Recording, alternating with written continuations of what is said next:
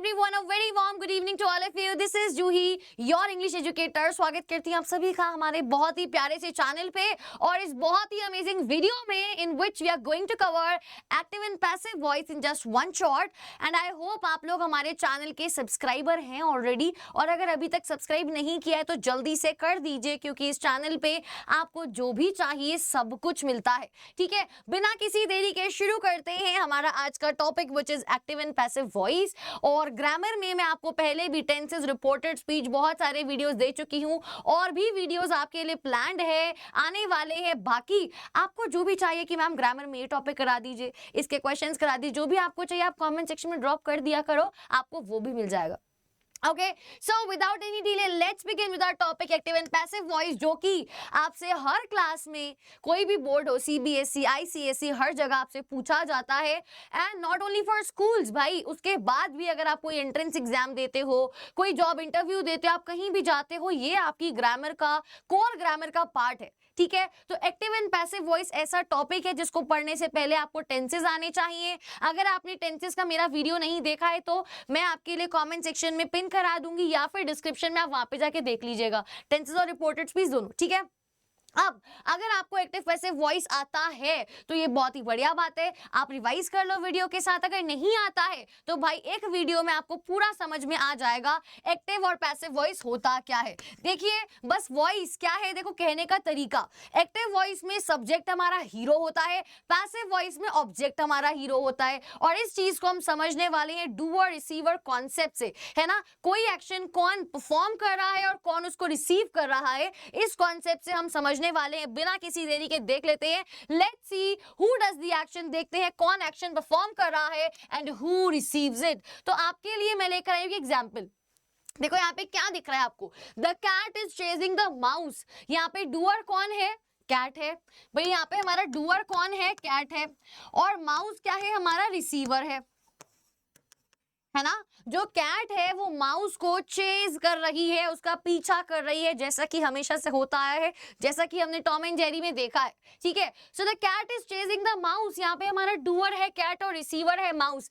लेकिन इस बात को कहने का एक तरीका और है जिसमें हमारा रिसीवर हमारा हीरो बन जाएगा. देखो दोनों ही केस में कैट ही माउस को चेज कर रही है. लेकिन अगर हमें अपने माउस की बात पहले करनी है, अगर हमें रिसीवर को स्टार्टिंग में लेकर आना है, अगर हमें अपने रिसीवर को हीरो दिखाना है, तो इस बात को कहने का एक तरीका और है, the mouse is being chased by the cat.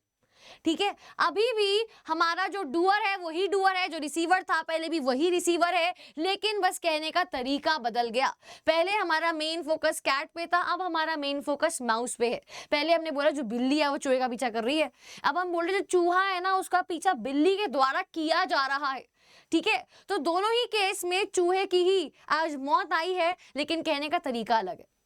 Okay जी, सो आगे बढ़ते हैं इसी के साथ. एक्टिव वॉइस में आपने क्या देखा, सब्जेक्ट जो है वो एक्शन को करता है ना. और पैसिव वॉइस में हमने देखा कि सब्जेक्ट जो है वो एक्शन को रिसीव करता है. The mouse is being chased by the cat. जो हमारा सब्जेक्ट है यहाँ पे माउस, वो एक्शन को रिसीव कर रहा है. ठीक है, एक्टिव वॉइस के केस में हमने देखा कि भाई जो हमारा सब्जेक्ट है वो एक्शन को परफॉर्म कर रहा है. सो एक्टिव वॉइस में हमारा फोकस होता है डूअर पे कि वो काम किसने किया, मतलब कि बिल्ली. और पैसिव वॉइस में हमारा फोकस होता है रिसीवर पे, मतलब कि माउस. किसको चेज किया गया, माउस को. ठीक है, फोकस किस पे है हमारा, हमारे रिसीवर पे मतलब माउस पे. और इस वाले केस में हमारा फोकस किस पे, हमारे डूअर पे मतलब कि कैट में. सो भाई ये है आपका basic difference between active and passive voice. अब मैम इसको चेंज कैसे करते हैं, जैसे कि यहाँ पे लिखा हुआ है the cat is chasing the mouse. हमने चेंज करते हुए कुछ बदलाव किए और वो पैसिव बन गया. The mouse is being chased by the cat. Chasing से चेज्ड हो गया, माउस आगे आ गया, कैट पीछे चली गई, है ना. बाय लगा दिया, बीइंग लिख दिया. तो ये सारे चेंजेस समझने के लिए आपको कुछ रूल्स याद करने पड़ते हैं. और मैं तो बोलूंगी याद करने की नीड नहीं है, एक बार ढंग से समझो, क्वेश्चंस की प्रैक्टिस करो. आप जितने सेंटेंसेस एक बार में एक्टिव से पैसिव में चेंज कर सकते हो कर लो और करते रहो. अपने आप आपके माइंड में सारे रूल्स घुस जाते हैं. मैंने कोई रूल्स कभी याद नहीं किए, सिर्फ प्रैक्टिस किया और मेरे माइंड में सारे रूल्स अभी भी लर्न है.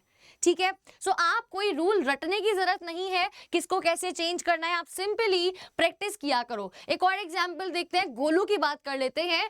Golu ate all the samosas, Golu जो था वो सारे समोसे खा गया।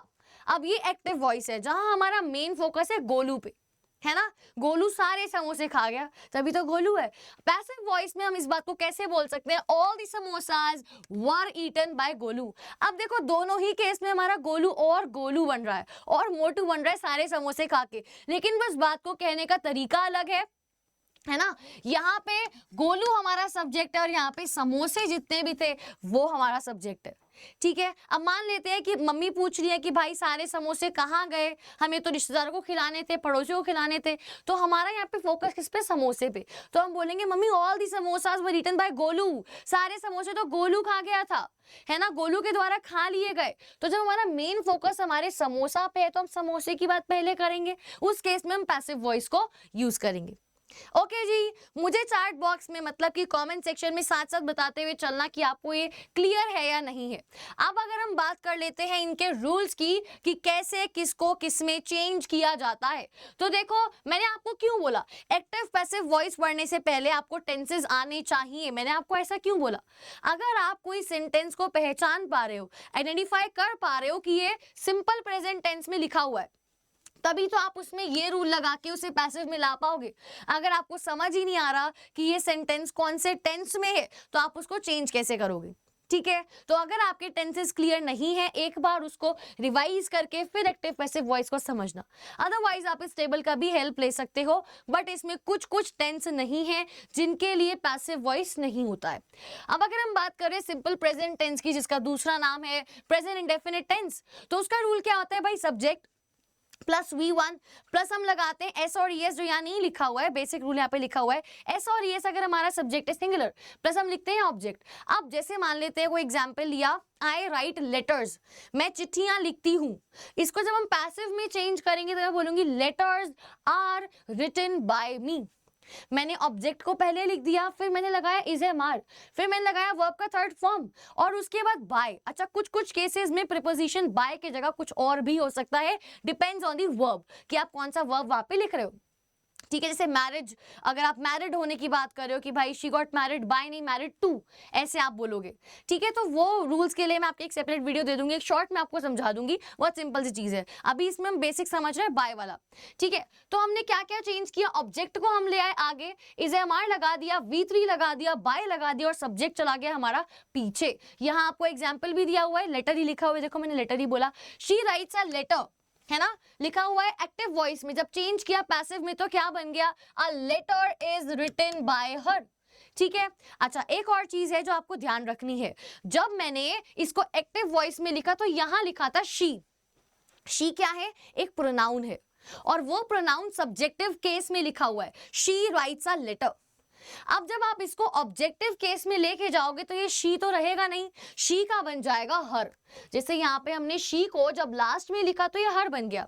तो आपको ये भी आना चाहिए कौन सा प्रोनाउन सब्जेक्टिव केस में क्या है और ऑब्जेक्टिव केस में क्या बन जाता है। जैसे कि आई का मी, वी का अस, है ना, ही का हिम, ठीक है, शी का हर, ये सब कुछ आपको ध्यान रखना होगा। दे का देम, बहुत बेसिक है, इतना आपने पढ़ा हुआ है इंग्लिश को भाई, ठीक है। सो ये है हमारे सारे रूल्स। अगर हम बात करें प्रेजेंट कॉन्टिन्यूअस टेंस की, subject plus is am are plus V1 plus ING plus object, है ना। कॉन्टिन्यूअस टेंस यही होता है ना, जहाँ पे आप किसी काम के होने की बात करो, जो काम चल रहा है, जैसे कि the cat is chasing the mouse, present continuous tense. इसको जब आप चेंज करोगे पैसिव में तो क्या बन गया था, the mouse is being chased by the cat. Similarly यहाँ आपको एग्जाम्पल दिया हुआ है, he is eating an apple, an apple is being eaten by him. इसमें हमने क्या नई चीज ऐड करी है, मैं आपके लिए ये सब कुछ ना एक बार हाईलाइट कर देती हूँ। बीइंग हमने नया ऐड किया है, ठीक है। अगर हम बात करें प्रेजेंट परफेक्ट टेंस की तो इसमें हम लोग लगा देते हैं बीन। अब आप बोलोगे ma'am present perfect continuous tense को गोलू खा गया क्या, तो भाई प्रेजेंट परफेक्ट कॉन्टिन्यूअस टेंस का पैसिव वॉइस नहीं होता है। परफेक्ट कॉन्टिन्यूअस टेंस का प्रेजेंट में, पास्ट में, फ्यूचर में कहीं भी पैसिव नहीं होता है। तो आपको थोड़ा सा इस चीज का रिलीफ है कि थोड़े कम रूल्स ही आपको यहाँ पे माइंड में रखने हैं। इवन फ्यूचर टेंस में भी फ्यूचर कॉन्टिन्यूअस का नहीं होता है, ठीक है। सो भाई ये हैं आपके सारे rules. They have done the homework, ये किसमें लिखा हुआ है? प्रेजेंट परफेक्ट टेंस, उन्होंने अपना होमवर्क कर लिया है। होमवर्क नहीं है, वर्क है। They have done the work, इसको आप कैसे चेंज करोगे? द वर्क हैज बीन लगा दोगे, बीन डन बाय देम। दे का बन गया देम, ये चीज आप लोग देख रहे हो। ही बन गया हिम, दे बन गया देम। यहाँ पे हमारा 1 सेकेंड,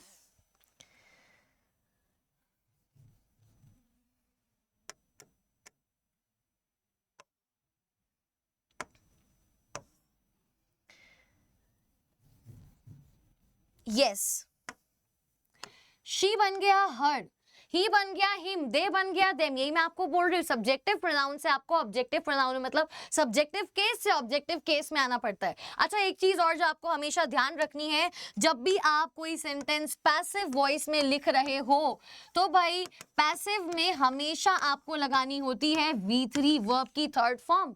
ये बहुत ही बेसिक बात है और बहुत ही इंपॉर्टेंट बात है, और इससे आपको हेल्प भी मिलती है। जब भी आपको ऐसा कुछ देखने को मिले कि भाई इज के साथ V3 लगा हुआ है, आप समझ जाना पैसिव वॉइस है, क्योंकि एक्टिव वॉइस में तो इज के साथ ING लगता है। ठीक है, तो पैसिव वॉइस में हमेशा आपको V3 देखने को मिलता है। उसके साथ साथ जो अभी हम लोगों ने डिस्कस किया कि आपको सब्जेक्टिव केस से, प्रोनाउन के सब्जेक्टिव केस से ऑब्जेक्टिव केस में आना होता है, इस बात का भी आप लोग ध्यान रखें। देखो, मान लेते हैं हमारे पास है आई, उसको हम चेंज कर देंगे मी में। शी बन जाएगा हर, ही बन जाएगा हिम, वी बन जाएगा अस, दे चेंजेस टू देम। ठीक है, और यू का यू ही रहता है। ठीक है, तो भाई ये चीजें आपको ध्यान रखनी है। उसके साथ साथ when to use passive voice. अच्छा, बाकी के रूल्स भी अगर हम लोग डिस्कस कर लेते हैं। सिंपल पास्ट की अगर आप बात कर रहे हो तो यहाँ पे हम लोग लगाते हैं V2, है ना। इसको चेंज जब आप करोगे पैसिव में तो वॉज वर्ड लग जाएगा, जैसे आपने यहाँ देखा इज एम आर लग गया, ऐसे पास्ट में वॉज वर्ड लग जाएगा, प्लस V3, बाकी का सब कुछ सेम है। She cooked food, खाना उसने बनाया। Food was cooked by her, खाना उसके द्वारा बनाया गया। सब कुछ, सारी बातों में सब कुछ हम एक ही बात कह रहे हैं। ठीक है, द मीनिंग इज सेम, बस कहने का तरीका बदल जा रहा है, हमारा फोकस किस पे, ये बदल जा रहा है। ठीक है, उसके बाद पास्ट कॉन्टिन्यूअस में जैसे हमने यहाँ बीइंग लगाया, प्रेजेंट कॉन्टिन्यूअस में इज एम आर के साथ, ऐसे यहाँ लगा देंगे वॉज वर्ड के साथ being. He was playing cricket, cricket was being played by him. उसके बाद पास्ट परफेक्ट की अगर आप बात करो, बिल्कुल सेम, हैज हैव की जगह हैड होता है, तो यहाँ भी हम हैड बीन लगा देंगे। They have completed the project, the project had been completed by them. Future tense की अगर हम बात करें विल और शेल के साथ, आपको यहाँ पे, अच्छा ये एक न्यू चीज है जो अभी तक हमने किसी भी रूल में ऊपर नहीं देखी। विल और शेल के केस में हम लगाते हैं be. I will buy a car will be bought by me. ठीक है, car will be bought by me. सिर्फ विल के केस में ही नहीं, अगर आप कोई भी मॉडल्स देखते हो, लिख देते हैं भाई, इसको भी कुछ नहीं छूटना चाहिए आपका। अगर हम मॉडल्स का कोई भी सेंटेंस देखते हैं तो वहां आपको B + V3 लगाना होता है, इस बात का आप ध्यान रखना। फॉर एग्जाम्पल अगर हम बोले I can lift this bench, मैं इस बेंच को उठा सकती हूँ। अब अगर हमें फोकस डालना हो बेंच पर, इसे पैसिव में लिखना हो, तो हम बोलेंगे this bench can be lifted by me. तो मैंने बस यहाँ पे क्या किया गाइस, कैन के बाद बी लगा दिया है, बी और V3, इस बात का आपको ध्यान रखना है। इसीलिए विल के केस में भी वही हुआ था, पर अगर फ्यूचर परफेक्ट टेंस है तो आप हैव बीन लगा देना। ठीक है, she will have finished the work will have been finished by her. ठीक है, ये सारे आपके रूल्स हो गए। मॉडल्स के लिए भी मैंने आपको बता दिया है, और पैसिव में हमेशा V3 रहता है, सब्जेक्टिव से ऑब्जेक्टिव केस में आना होता है, ये भी आपको बता दिया है। अब हम कब यूज करें मैम पैसिव वॉइस को, तो देखो जब हमारा डूअर अननोन हो। My phone was stolen yesterday, मेरा फोन कल चुराया गया, मुझे नहीं पता किसने चुराया।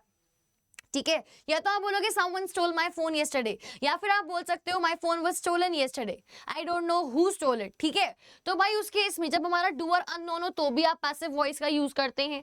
जब हमारा एक्शन ज्यादा इंपॉर्टेंट है डूअर से, the bridge was built in 1980, इस तरह के सेंटेंस आपने पढ़े होंगे SST में। साइंस में जहां हमारा प्रोसेस, जहां हमारा जो एक्शन है वो ज्यादा इंपॉर्टेंट है डूअर से। जो ब्रिज है वो 1918 में बिल्ड किया गया, वॉज बिल्ट। आप देख रहे हो वॉज के साथ V3 लगा हुआ है, पैसिव वॉइस है, ये निशानी है, ठीक है। तो जब हमारा एक्शन ज्यादा इंपॉर्टेंट है डूअर से, किसने बनाया हमें नहीं पता, हमें नहीं जानना। इंपॉर्टेंट ये कि ये ब्रिज की बात हम कर रहे हैं और ये ब्रिज 1980 में बिल्ड हुआ था, ठीक है। उसके अलावा जब आप कोई फॉर्मल चीज लिख रहे हो, कोई साइंटिफिक राइटिंग है, वहां पे भी पैसिव वॉइस का यूज किया जाता है। ये सवाल कुछ बच्चों के मन में होता है, ma'am Golu ate all the samosas were written by Golu, दोनों बातों का जब मतलब एक ही है तो क्यों पैसिव वॉइस को बनाया? क्योंकि भाई इसको यूज किया जाता है, ठीक है। The experiment was conducted successfully. यही मैंने आपको बोला, साइंस की बुक में, सोशल साइंस की बुक में आपने इस तरह के सेंटेंस पढ़े होंगे। आप लोग ऐसे लिखते हो the poem was written by, है ना। आपके जो पोएट है, मान लेते हैं Robert Frost, this poem is written by Robert Frost. तो रॉबर्ट फ्रॉस्ट का नाम पीछे है, पोम का नाम आगे है। व्हाई? क्योंकि हमारे लिए भी वो पोम इंपॉर्टेंट है, हम उसके बारे में समझ रहे हैं। तो इन केसेस में आप यूज करते हैं पैसिव वॉइस को। और प्रैक्टिस टाइम आ चुका है, हमें कुछ सेंटेंसेस को चेंज करना है पैसिव में। जल्दी से शुरू करते हैं इसको चेंज करना। मैं अभी आपकी हेल्प कर रही हूँ, आपको समझा रही हूँ कैसे होगा। इसके बाद आपके लिए होमवर्क भी है इसमें। Golu cleaned the room, The room was, अब देखो cleaned, V2 देख के मैं समझ गई पास्ट इंडेफिनिट टेंस है, तो मैंने वही रूल लगा दिया जो हमने भी पढ़ा था। The room was cleaned by Golu. They are watching a movie, present continuous में लिखा हुआ है। A movie is being, अब यहाँ पे आर लिखा है पर मेरी मूवी तो सिंगुलर है, मैं इज बोलूंगी। A movie is being watched by them, always we have to use V3, passive में तो इजी काम है। Someone stole my bag, my bag was stolen। अब आप यहाँ पे by someone mention करो या नहीं करो कोई फर्क नहीं पड़ता, ठीक है। The chef cooked the meal, the meal was cooked by the chef। देखा कितना इजीली हमने एक्टिव से पैसिव में चेंज कर दिया। अगर आपको कोई भी डाउट है इन सेंटेंसेस में तो आप लोग पूछ सकते हैं कमेंट सेक्शन में। और अब आपकी होमवर्क की बारी है। आपको ये दो सेंटेंसेस का पैसिव वॉइस क्या होगा ये बताना है मुझे कमेंट सेक्शन में। उसके साथ साथ आपको ये वीडियो कैसा लगा, देखो बहुत इजी है। Golu has broken the chair again, ठीक है। The teacher is checking the notebooks, इसको आपको पैसिव में बताना है क्या होगा। और अगर आपको ये वीडियो अच्छा लगा, make sure you hit the like button, subscribe our channel, इस वीडियो को शेयर कीजिएगा सभी के साथ जिनको एक्टिव पैसिव वॉइस नहीं आता है। जरूरी नहीं है वो क्लास 8th में हो, 6th में हो, 7th में हो, 9th में हो, 10th में हो, 11th में हो, 12th में हो, कोई बच्चा CUET के लिए प्रिपेयर कर रहा हो, ये वीडियो सबके लिए एकदम बढ़िया है। तो आप इस वीडियो को शेयर कीजिए ताकि ज्यादा से ज्यादा लोग एक्टिव पैसिव वॉइस सीख पाए जिन्हें नहीं आता है। कोई डाउट है तो आप लोग मुझसे कमेंट सेक्शन में डेफिनेटली पूछ सकते हैं। और इसी के साथ टाइम आ गया है आप लोगों को टाटा बाय बाय बोलने का, इस वीडियो को यहीं पे एंड करने का। See you all in another amazing video very soon. तब तक के लिए bye bye everyone, take care, have a great day, bye।